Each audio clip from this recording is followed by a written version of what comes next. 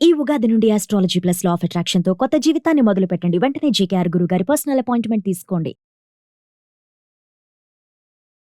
Hello అండి, నమస్తే. నేను మీ హరిత అక్కల, emotional wellness coach and motivational speaker. Welcome back to Suman TV. ఇది నన్ను ఒకరు రీసెంట్గా అడిగారండి, మేడం లైఫ్ ఎట్టుపోతుందో అర్థం కావట్లేదు మేడం. పెళ్ళి చేసుకున్నంత వరకేమో చేసుకోండి అని సావగొట్టారు, చేసుకున్నాకేమో మా వైఫ్ సావు కొడుతుంది మేడం అని అబ్బాయిలు అంటున్నారు. కొంతమంది క్లయింట్స్లో అమ్మాయిలు ఏమంటున్నారంటే, మేడం పెళ్లి చేసుకోక ముందు మాత్రం వాళ్ళకి నువ్వే నేనంతా అసలు మనం ఎప్పుడు పెళ్లి చేసుకుంటామో అని డేట్స్ కోసం వెయిట్ చేసిన అతనేనా మేడం, ఆ అబ్బాయేనా ఈ అబ్బాయి నన్ను పెళ్లి చేసుకున్నాక ఇట్లా 2-3 ఏళ్ళకి మారిపోయాడు, ఎటుపోతుందో అర్థం కావట్లేదు మేడం అని ఇద్దరు అడిగారు. 2 టైప్స్ ఆఫ్ క్లయింట్స్ వస్తున్నారండి.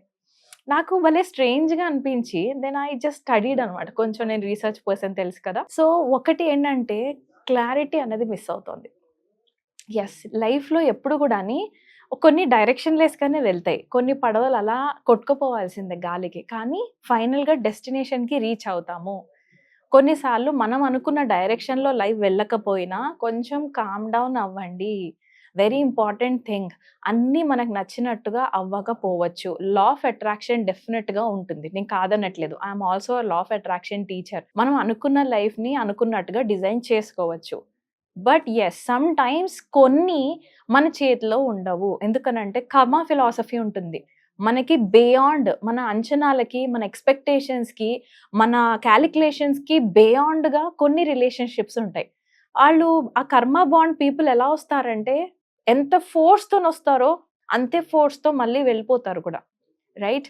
ఇద్దరు కలిపి ఒక చోట లైఫ్ లాంగ్ ఉండకుండా ఉండాలి అని రాసిపెట్టుంటే మీరెంత హార్డ్ వర్క్ చేసినా ఉండరు. వాళ్ళు ఆ 2-3 ఇయర్స్ వరకే మీ లైఫ్‌లో వస్తే గాని 2-3 ఇయర్స్ తర్వాత వెళ్ళిపోతారు. లేదు, చిన్ని చిన్ని ప్రాబ్లమ్స్‌తోని మేము పెద్ద పెద్ద సమస్యలు తెచ్చుకుంటున్నాము. వీళ్ళ ఇన్వాల్వ్‌మెంట్ వల్ల మేము ఇక్కడి దాకా గొడవ పడుతున్నాము. మాకెటా అర్థం కావట్లేదు. ఒక ఫోన్ వస్తుంది మేడం, మా ఇంట్లో లైఫ్ స్పాయిల్ అయిపోతుంది మేడం. ఆ రోజంతా మేము కొట్లాడుతూనే ఉంటామని ఆ అమ్మాయి ఒక అత్తగారు కాల్ వచ్చిందని నాకు కంప్లెయింట్ చేస్తున్నా. లేదండి, అసలు ఆ అమ్మాయి వాళ్ళ అమ్మనే ఆ అమ్మాయిని స్పాయిల్ చేస్తోంది. హ్యాపీగా ఉన్న మా లైఫ్‌లోకొచ్చి మీ ఆయన ఇది చేయలేదు, మీ ఆయన అది చేయలేదు, మీ ఆయన నేను పట్టించుకోవట్లేదు, వాళ్ళ అమ్మ చెప్పినట్టే వింటున్నాడని వాళ్ళ అమ్మ ఎక్కిస్తుంది మేడం బాగా మా భార్యకి అని హస్బెండ్ అంటున్నా. 2 వాలిడ్ పాయింట్సే. నేను ఇద్దరిని తప్పుపట్టను. But at the same time ఒక్కటి అర్థం చేసుకోండి. మ్యారేజ్ అయిన వెంటనే ఎవ్వరికీ గూడా 1 డేలో రాదు. రైట్? అది మీరు కొంచెం యాక్సెప్ట్ చేయండి. మీరు ఆఫీస్‌లో ఎంత పెద్ద మేనేజర్ లెవెల్‌లో ఉన్నా గూడా, మీరు హెచ్ఆర్ అయినా కూడా నన్నంటేని మీరు because we can judge the whole world. కానీ మన ఇంటి దగ్గరకొచ్చేసరికి రిలేషన్‌షిప్స్‌లో ఏ రిలేషన్‌షిప్ ఆ రిలేషన్‌షిప్ అప్పుడే ఫ్రెష్‌గా స్టార్ట్ అవుతుంది. Yes or no? ముందే మనం ఏమన్నా పెళ్లి చేసేసుకొని నాకు ఆల్రెడీ ఎక్స్‌పీరియన్స్ ఉంది, నేను 10 మందిని కన్నాను అన్న ఎక్స్‌పీరియన్స్ ఎవ్వరికీ లేదు. పెళ్ళైన స్టార్టింగ్‌లో ఎవ్వరికీ ఎలాంటి అన్నా సరే కన్‌ఫ్యూజన్స్ ఉంటాయి.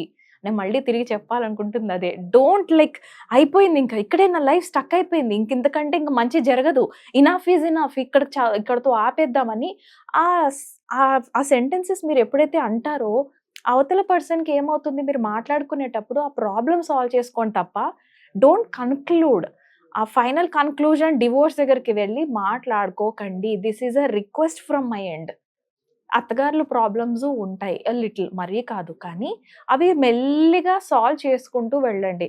మా ఫ్యామిలీలో కూడా చాలా ప్రాబ్లమ్స్ వచ్చాయి. లేకపోతే నేను ఇక్కడి దాకా ఎమోషనల్ వెల్‌నెస్ కోచ్‌గా రాను. బట్ ఎన్ని ప్రాబ్లమ్స్ వచ్చినా ఒక్కటి నేనంటాను, వెన్ యూ ఆర్ స్టేబుల్. మీకు మీరు స్టేబుల్‌గా ఉండి, నేను ఎలా చేంజ్ అవ్వగలను అన్న మోటివ్‌తోని మనం ఉంటే, నేను లిటరల్‌గా చెప్తానండి, మ్యారేజ్ అయిన 5 ఇయర్స్ లోపల అసలంత పెద్ద గొడవ వచ్చింది. ఇంకా మా ఆయనకి నాకు సార్ట్ ఔట్ అవ్వట్లేదు. సో థర్డ్ పార్టీ అది కూడా మన రిలేటివ్స్ వద్దు అని బయట పర్సన్ వెతుక్కోవడం మొదలుపెట్టాం మేము. అండ్ ఒక ఆవిడ చెప్పింది, వెరీ ఇంట్రెస్టింగ్‌గా చెప్పింది. ఎవరు ఫాలో అవ్వకపోయినా నేను ఫాలో అయ్యాను. అదేంటో తెలుసా?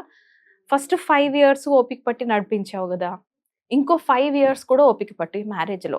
5 ఇయర్స్ అంటే టోటల్‌గా ఈ మ్యారేజ్‌లో నువ్వున్నప్పుడు ఈ హస్బెండ్ దగ్గర ఈ అత్తగారు, ఈ పిల్లలంటూ నువ్వు ఇంకో 10 ఇయర్స్ ఈ ఫ్యామిలీలో నడిపించావంటే, అంటే టోటల్‌గా మ్యారేజ్ అయినప్పటి నుంచి 10 ఇయర్స్.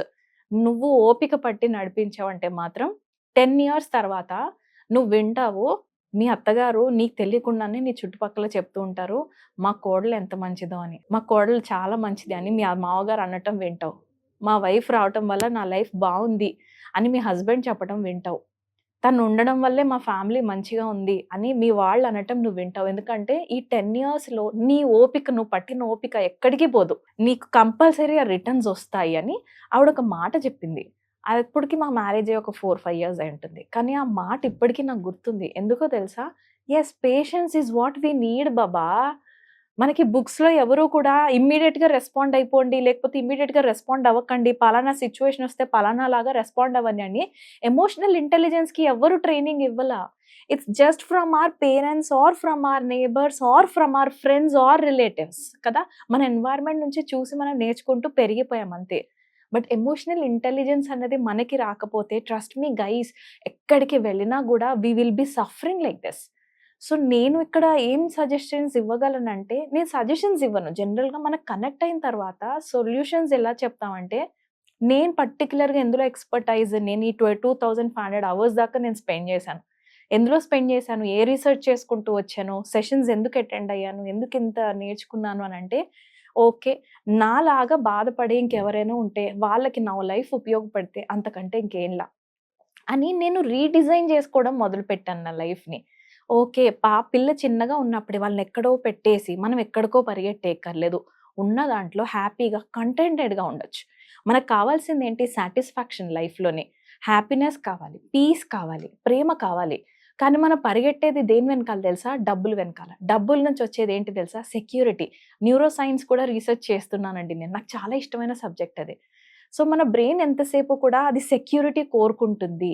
మీ లైఫ్‌లో ఇలా నా లైఫ్ ఎటుపోతుందో తెలియట్లేదు అని అంటున్నారంటే మాత్రం ఇనఫ్ సెక్యూరిటీ మీ బ్రెయిన్‌కి దొరకట్లేదు. అది రిలేషన్‌షిప్స్ నుంచి అయినా అవ్వనివ్వండి, లేదా ఫినాన్షియల్‌గా అయినా అవ్వనివ్వండి. ఆ రెండిట్లో మీకు దొరకట్లేదు కాబట్టే somewhere you are feeling stuck. ఇంత చదువుకున్నా నాకు నేను ఇంత ఎలిజిబిలిటీ నాలో ఉన్నా నాకు తగ్గట్టుగా వర్క్ రాలేదు, నాకు జాబ్ రాలేదు, లేదా నేను ఇంకా ఏదైనా చేయగలను, నేను ఇక్కడే ఉండిపోయాను. ఇవన్నీ పక్కన పెట్టి ఒక్క నిమిషం మీకు మీరే డిసైడ్ చేసుకోగలరు. రైట్? నా లైఫ్ ఎటుపోతోంది అంటే ఒక్క నిమిషం నేను చెప్తాను. ఎక్కడికెళ్ళిపోవట్లేదు. బానే ఉన్నారు. బావుంటారు గూడా. నేను ఒక ఎఫర్మేషన్ ప్రాక్టీస్ చేస్తానండి. అది మీకు ఉపయోగపడితే అంతకంటే ఇంక నాకేం అవసరం లేదు ఫీజు. ఏంటి అంటే, జో హో గయా హై वो अच्छा, जो हो रहा है वो बहुत अच्छा और जो होने वाला है वो बहुत बहुत अच्छा అంటారు. అంటే ఏదైతే జరిగిపోయిందో అది మంచిదే. ఏదైతే జరుగుతూ ఉందో అది కూడా మంచిదే. ఇంకా ఏదైతే జరగబోతోందో ట్రస్ట్ మీ, చాలా చాలా చాలా మంచిది జరగబోతోంది. అంటే ఫ్యూచర్ పైన హోప్ పెంచుకోండి. యెస్, నేను బావుంటాను. నా పిల్లలు బావుంటారు.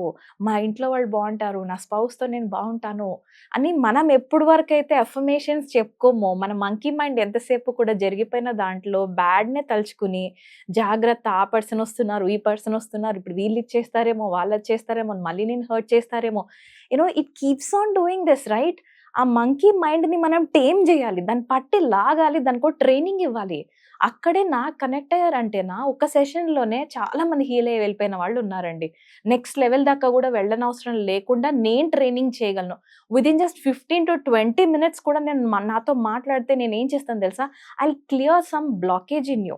ఆ బ్లాకేజ్, ఎమోషనల్ బ్లాకేజ్ ఎప్పుడైతే క్లియర్ అవుతుందో మీ అంతట మీరే పరిగెడతారు. రైట్? సో, మీకేమన్నా నా సెషన్స్ హెల్ప్ అవ్వగలిగితే, నా అండర్‌స్టాండ్ యువర్ ఎమోషన్స్ వెబినార్ చేస్తూ ఉంటాము. చూసి మీరు ఎన్రోల్ అవ్వచ్చు. And at the same time 1-to-1 sessions ఎక్కువ చేస్తానండి. ఎందుకంటే చాలామంది పర్సనల్‌గా నా దగ్గర మాట్లాడతారు. వాళ్ళు పబ్లిక్‌లో అందరికీ కనబడడానికి ఇష్టపడరు. అలాంటి వాళ్ళకి 1-to-1 సెషన్స్ ఇస్తాము. మీరు కింద కనబడుతున్న నంబర్‌కి ఖచ్చితంగా కాల్ చేసి you can enquire, right? Self love సెషన్స్‌కి గూడా నేను చేస్తూ ఉంటాను. సెల్ఫ్ లవ్ లెవెల్ ద్వారా మిమ్మల్ని మీరు ఎక్కడ గైడ్ చేసుకోగలిగే ఉండే మాన్యుయల్‌తో సహా నేను హెల్ప్ చేస్తానండి. రైట్? సో, ఇంకా ఆగిపోకండి అక్కడే. లైఫ్ చాలా బావుంటుంది. రైట్? ఏటో పోతోంది, ఏంటో కన్‌ఫ్యూజ్డ్‌గా అవుతుందన్న కన్‌ఫ్యూజ్డ్ వర్డ్స్ యూజ్ చేయకండి. నా లైఫ్ బావుంటుంది, నేను బావుంటానంట, నా పిల్లలు బావుంటారన్న హోప్‌ఫుల్ వర్డ్స్ యూజ్ చేయడం మీరు మొదలుపెట్టండి. Right? See you in my sessions. Thank you. నమస్తే.